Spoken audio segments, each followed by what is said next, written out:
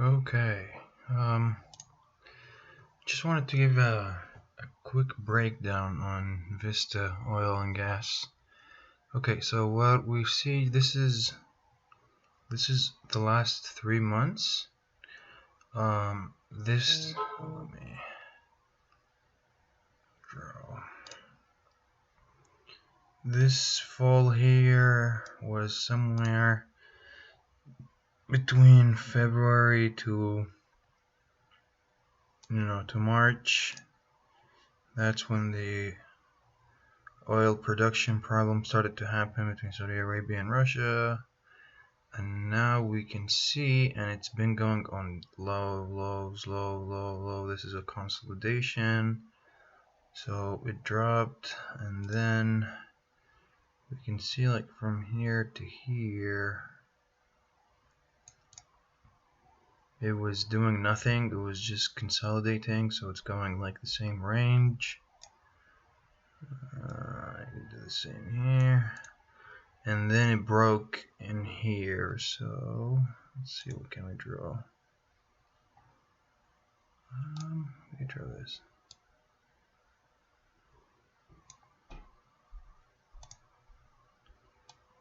Yep, it broke here. And now it's going on an upward trend. Slowly but surely, because we could see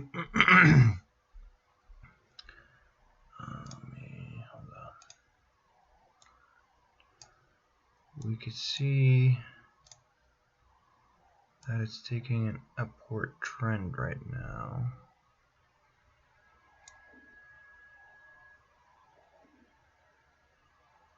Shit, whatever. Okay, there we go. So it start to pick up here. It broke here. You know what? We don't need that. How do we delete that? Yes. And it broke the line here, which was, was kind of like a resistance. It broke here, started to grow more, higher highs. So this should give us a higher high right now, if it's really growing. It's even giving us higher lows. We could see here that the lows are even higher now, which is a good sign, a good growth sign. But we need one more point to confirm it, so maybe somewhere along the line here. Now, where do we want to go in? I think I'm gonna wait a little bit before I go in, because right now it's somewhere in the middle. I don't know if it's gonna really go up, really go down. It's gonna stay the same. We don't know yet. I'm gonna wait for it to touch somewhere in the line here and see if it's gonna keep going up. If it's gonna continue to go up, I will go in. If it's gonna go down, I will buy when it starts to reverse. So can I draw? I don't think so. There's no pen. I wish there was a pen so I can draw. Maybe this one? No. Sorry. Oh, there's a brush. Okay. So if it starts to go like this and like this somewhere, I'll buy it. I'll buy it here. That's one. If it starts to go like this and then maybe it reverse, I'll definitely buy it here. So it depends. It all depends what it's gonna do the next move.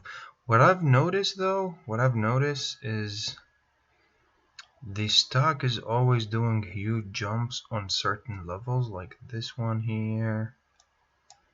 No, we don't want to do red. Let's do, how do I change that? Let's do green, blue. So like this one here, these, you see, these are like big candles like these. So I'm assuming there's a lot of like investment firms that does algorithm trading on this stock. So they don't even watch it. They just give the computer a command like, hey, every time the stock goes to this level, buy it. So the computer comes in and buys a lot of shares. And we can see that happening many times. That's my assumption. So that's what I'm trying to say. Like, I'm trying to find a way where to go in just to get the best price. I don't want to get like 100% perfect price, but I also don't want to get an expensive price. So yeah, again, this is the 3 months level, and we're anticipating for this stock to grow at least to make this growth back. And that's a huge growth. That's gonna be about, so it dropped from about $6 to $3. So it lost. That's, by the way, this is a. Let me explain this. This is something nice to know. So it lost 50% on the way down. Now to go back up to make that difference. So to go up and make, let's say here, so just to make it clear, to make the difference all the way back to $6, from $3 to $6, that's 100% gain. So you see, once the stock goes down, it's twice as hard for it to go up, because now, yeah, you get the math. It's really simple.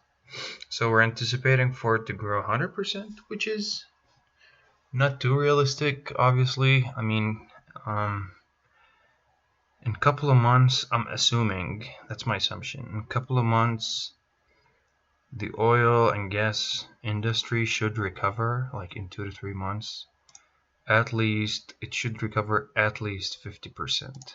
Like, at least 50%. So we should anticipate at least a jump from $3 to like $5.50 or $4.50. Depends on how good the jump is, which is a really nice gain. Other reason I wanted to wait before I go in, you see this indicator here. This is called the RSI, Relative Strength Index. This is a cool indicator invented by, I can't remember his name. But anyway, so this shows you if the stock is oversold. So it's between it's between 0, somewhere the zeros here, down all the way at the bottom, 200. Okay, if the stock is at 0, it means, well, if it's below 30, so this is the 30. If it's below 30, it means the stock is oversold. And if it's above 70, it means the stock is overbought. So we can see a little bit of overbought here. Can I draw here? Yep. This one, a little bit here. And an oversold here. And usually when it's oversold, when it's that extreme, it starts to pick back up. Because whatever goes down should go up. Not always, but that's very common if there is nothing dramatically wrong. So my point is, it was oversold here very like a week ago, overbought, and it went down. It is overbought, but not crazy. It didn't extend so much. So I'm waiting for it to see what happens next. If it's gonna be overbought, I'm gonna wait for it to go there, drop, and then buy it here, so I get a better price. So yeah, all these indicators that I wanted to show, just so we can have the best price for the stock. All right, see ya.